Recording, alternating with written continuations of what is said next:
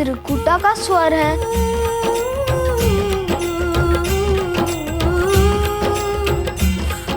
सो जा चुपचाप। हाँ नहीं तो रे।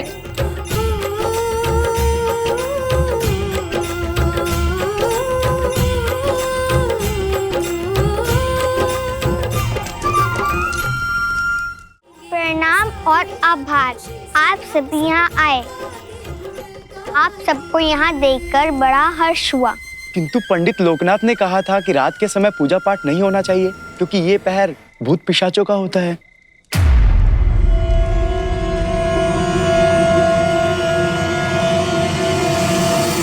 हमारे पिताश्री कहते हैं समय, स्थल और सामग्री से अधिक महत्वपूर्ण है मन में सच्ची श्रद्धा। यदि मन में ईश्वर के प्रति सच्ची आस्था हो तो आप कभी भी कहीं भी ईश्वर का स्मरण कर सकते हो। माँ दुर्गा के 9 रूप हैं।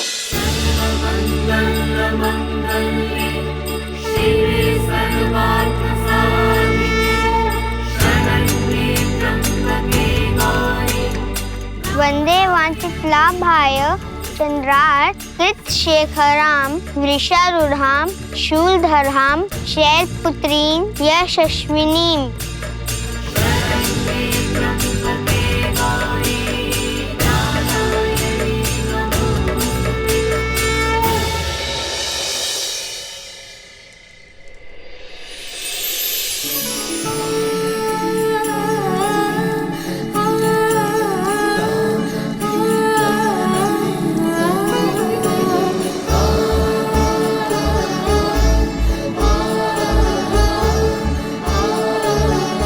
प्रथम स्वरूप माँ शैलपुत्री का है।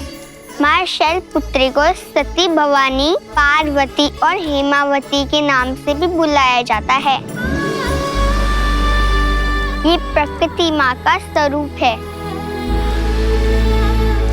और भगवान शिव की पत्नी है।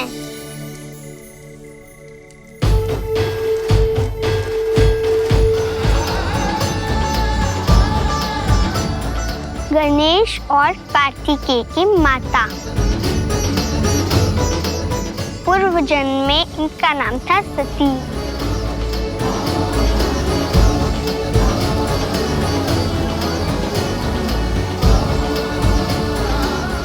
अद्भुत, कितनी सरलता और कुशलता से समझा दिया तुमने ये सब। माँ शैलपुत्री मूलाधार चक्र की देवी है। उनका पूजन मूलाधार चक्र को जागृत कर भक्तों में आध्यात्मिक चेतना का संचार करता है।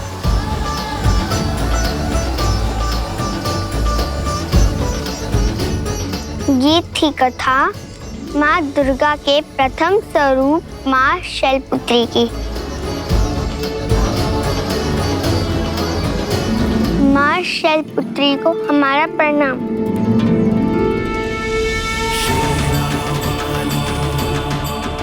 देवी सरस्वती की ये मृदु मुस्कुराहट से पता चलता है कि उन्हें वैष्णवी की ये लीला बहुत विशिष्ट लगी। निसंदेह देवी लक्ष्मी,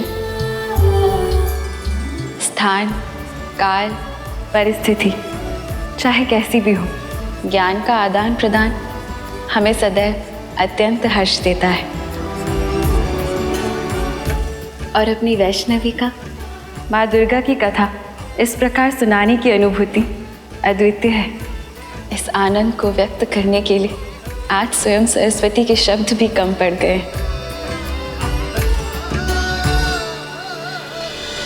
अब हम माँ दुर्गा के दूसरे स्वरूप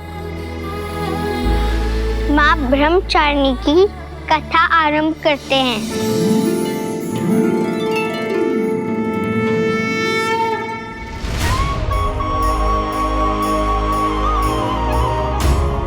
ब्रह्मचारिणी का अर्थ है तप की चारनी, यानी तप करने वाली। देवी का ये रूप बहुत सुंदर और भव्य है। इस देवी ने पर्वतों के राजा हिमालय के घर पुत्री के रूप में जन्म लिया था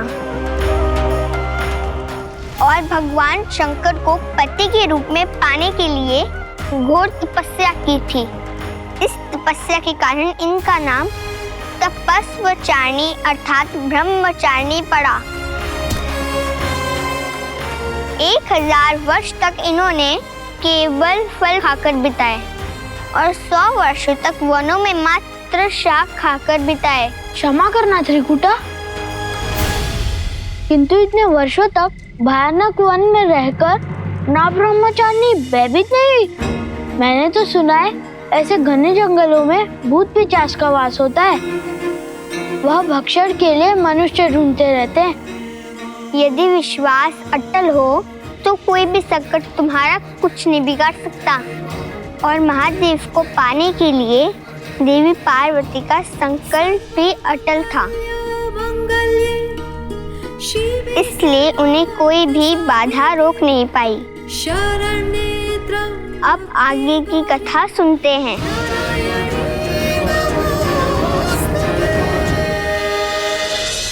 महादेव ने जब देखा कि पार्वती उन्हें पति के रूप में पाने के लिए कठोर तप कर रही है, इतने कष्ट उठा रही है, तो वे भावुक हो गए। महादेव का ये औघड़ रूप देखकर देवी पार्वती की माँ अचेत होकर गिर पड़ी। तब दोनों का विवाह कैसे हुआ? सदा की तरह माता पार्वती ने अपनी माँ की चिंता दूर करने का एक उपाय सोचा। तो देवी पार्वती ने क्या उपाय ढूंढा? उन्होंने देवी चंद्रघंटा का एक बड़ा ही मोहक रूप धारण किया और महादेव को मनाया कि वो भी एक मोहक रूप धारण करें। महादेव का ये नया रूप सुंदरेश्वर के नाम से जाना गया। यदि कोई भक्त दैवीय सुगंध और विभिन्न ध्वनि सुनता है तो उस पर उनकी दया होती है। इतनी कथा देवी चंद्रघंटा की। बोल माँ चंद्रघंटा की जय।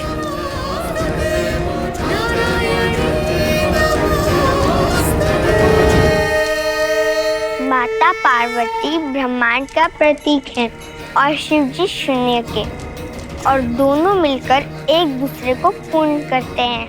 अद्भुत, कितनी सरलता से तुमने देवी कूष्मांडा के नाम का अर्थ हमें समझा दिया।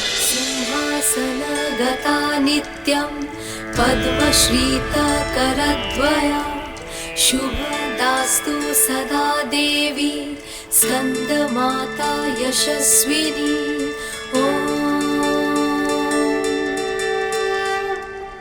अब हम देवी स्कंद माता की कथा सुनेंगे।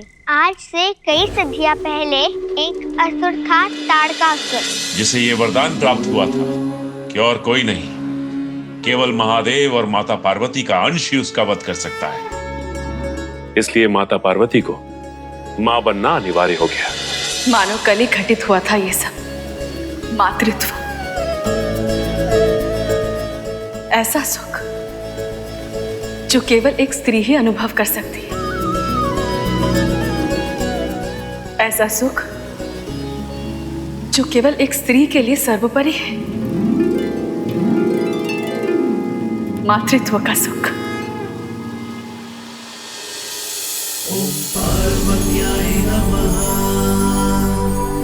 दोनों की शक्तियां मिलकर एक नई शक्ति को जन्म देगी। शिव और शक्ति का ये नृत्य हमारी संतान के प्रादुर्भाव का कारण बनेगा।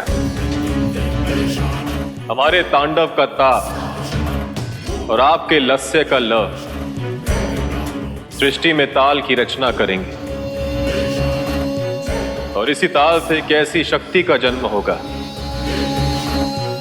जो हमें माता पिता का आदर और सम्मान दिलाएगा, और हमारी यही संतान ताड़कासुर का वध भी करेगी।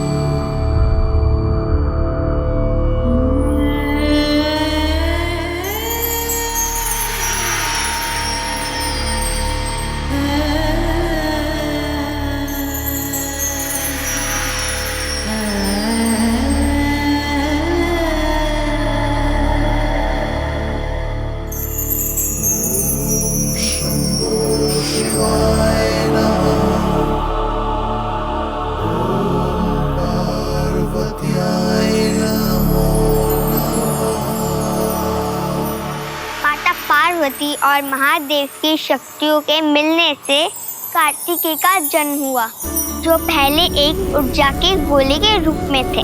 कार्तिकेय अर्थात स्कंद, इसलिए तो देवी पार्वती स्कंद माता कहलाई। बोलो माता कालरात्रि की जय। ये कथा बताती है कि यदि कोई बड़े से बड़ा व्यक्ति भी किसी के अच्छे सुझाव को नहीं मानता है तो उसका पतन हो जाता है। जैसे तीनों लोगों पर राज करने वाले दुर्गासुर ने जब माता पार्वती की बातों को अनसुना कर दिया तो मारा गया। दुर्गासुर ने देवी कालरात्रि की बात जब नहीं मानी तो सभी देवी देवता माता पार्वती के पास गए। उन्होंने कहा इसके समाधान के लिए ऋषि कात्यायन से यज्ञ कराना होगा। सभी देवताओं की शक्ति मिलकर एक हुई और ऋषि कात्यायन की यज्ञ की सहायता से देवी दुर्गा का जन्म हुआ। बोलो माता कात्यायनी की जय। बोलो माता कात्यायनी की जय। जय अम्बे, जय जगदम्बे। आज देवी माँ के पंडाल में आप सभी का स्वागत है। आज की कथा हम एक विशेष ढंग से सुनाएंगे और आशा है कि आप सभी को, विशेषकर त्रिकुटा, तुम्हें रास आएगी। तो पूरी श्रद्धा से बोलो माता महिषासुरमर्दिनी की जय। माता महिषासुरमर्दिनी की जय। माता महिषासुरमर्दिनी की जय। माता महिषासुरमर्दिनी की जय। महिषासुर को रोकना अत्यंत आवश्यक है महादेव, वरना उसकी शक्ति का उन्माद करेगा पूरी सृष्टि का नाश। सूर्य उदय से पहले होता अंधेरे का वास, शीघ्र समय से लाएगी एक शक्ति नया प्रकाश। कुछ कीजिए महादेव, स्त्रियों पर महिषासुर का अत्याचार समस्त सीमाएं लांघ रहा है। धैर्य रखिए देवी। दुष्ट, एक दिन अवश्य होगा तुम्हारा अंत।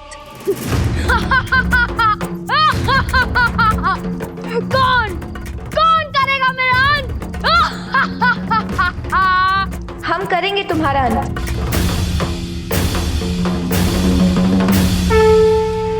आ गई दुर्गा दुष्ट असुर का करने को संहार। महिषासुर का मर्दन होगा, होगा जग उद्धार।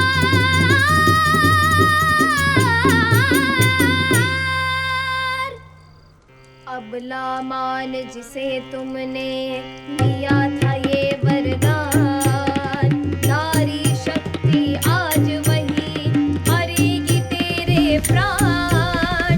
मरते मरते ही सही होगा तुझको भान, इस सृष्टि में सर्वोपरि नारी शक्ति महान।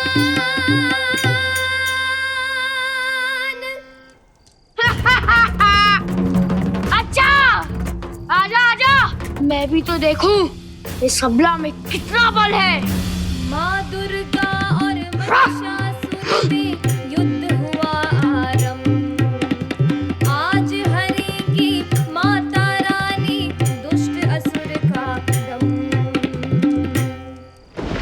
आहत हुआ असुर किंतु हार नहीं थी मानी, रूप बदल कर भैंसे का फिर से बढ़ा ज्ञानी। असुर को बढ़ता देख तभी सिंह ने किया प्रहार, मानो दुष्ट असुर का अब निश्चित है संहार।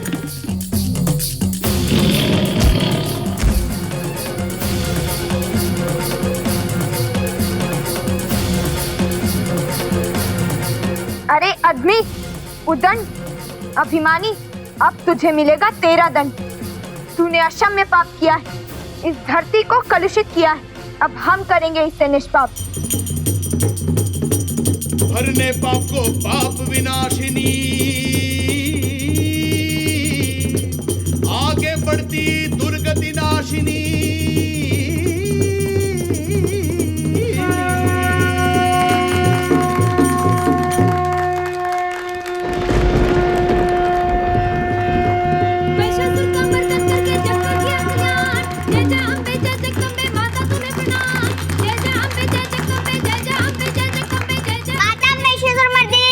हाथी ने महिषासुर मर्दिनी के पात्र में प्राण फूंक दिए। क्या भाव, क्या मुद्रा, इस महिषासुर मर्दिनी ने तो सम्मोहित कर लिया है। माता रानी की कृपा की यही तो महिमा है। माता रानी सदैव अपने भक्तों का उत्थान करती है। अंततः वो महत्वपूर्ण क्षण आ ही गया जब इस अत्यंत पावन उत्सव का नामकरण होगा। वैष्णवी के मुख से आज जो शब्द प्रकट होगा, उसी नाम से मानव जाति इसे स्मरण करेगी।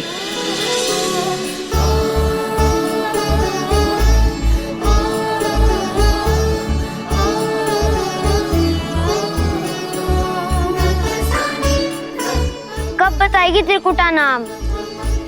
इतना भी क्या सोच रही हो? जल्दी बताओ, तू पेट भी भूख की घोषणा कर रहा है। अरे त्रिकुटा बताएगी भी कि नहीं? हाँ हाँ अवश्य बताएगी। कोई सुंदर सा नाम बताएगी। त्रिकुटा बताओ ना, क्या नाम रखें इसका?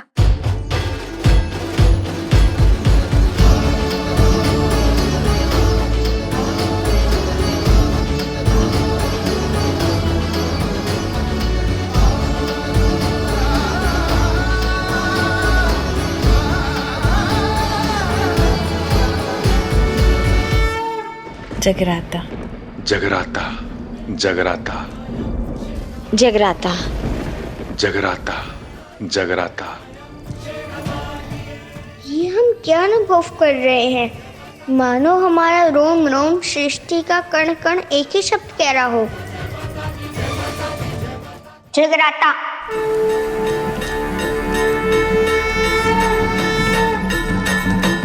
सुरवर वर्षिणी दूर दर दर्शिनी दूर मुख मर्षिणी